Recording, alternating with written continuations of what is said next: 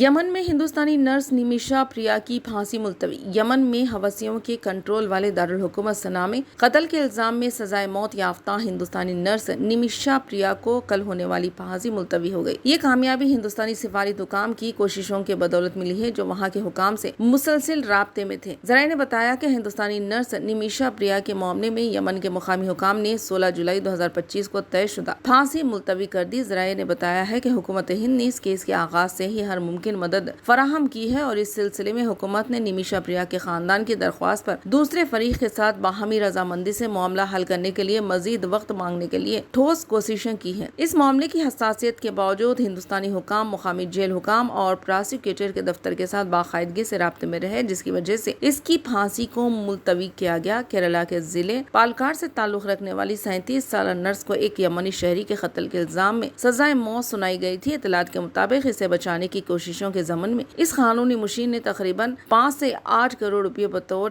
روایت ادا کرنے کی پیشکش کی ہے۔